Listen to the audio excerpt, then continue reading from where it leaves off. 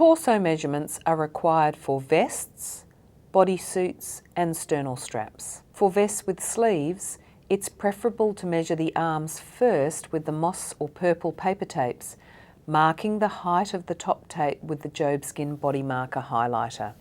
All of the other measurements are taken with the Jobskin retractable tape measure, and the Jobskin body marker highlighter is also required. A helpful rule of thumb, if you're unsure, is to mark all of the circumferential measurements on the back at the time that they are taken. They will not all, in fact, be used, but this is easier than missing markings until you are familiar with the form requirements. The patient should be measured in standing. The neck circumference is taken at the mid-length point of the neck. No marking is required. The shoulder circumferences are taken individually of the left, then right shoulders, as I'll demonstrate. Ask the patient to put their hand on their hip and loop the tape measure under the axilla and up to the coracoid process. Allow the tape to ease as the patient is instructed to let their hand hang down. Record this final measurement. To take the chest measurement, ask the patient to put both hands on their hips and pass the tape measure across the back and under the arms at axillary level. Instruct the patient to hang their hands by their sides and record this eased measurement. You then need to take a series of similar circumferential measurements down the torso at the level of the nipples.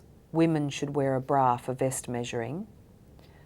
Below the breast, the waist,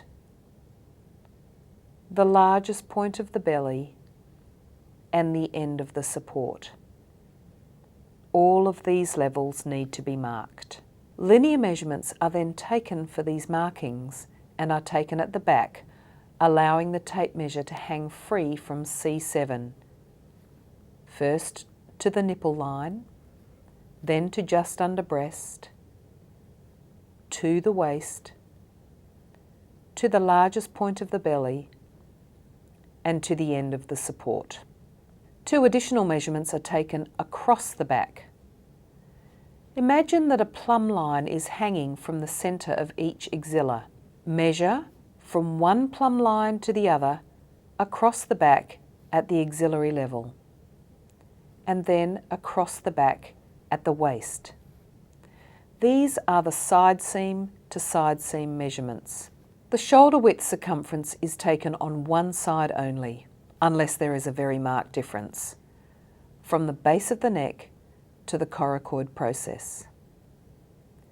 For singlets or sleeveless vests, a modified version of this measurement is also required, specifying the width of the garment on the shoulder.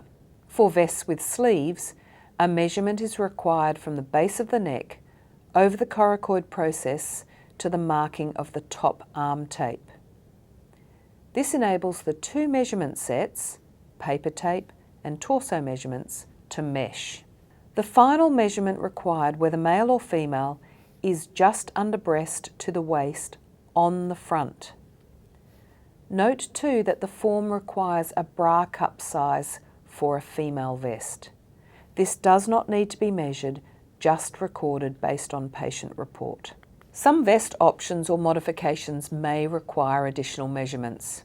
A nappy strap for a small child's vest requires a measurement from waist front to waist back under the crotch with a nappy in place. And any variations to the necklines of a vest or bodysuit require drop measurements from the sternal notch at the front or C7 at the back to the desired height of the neckline.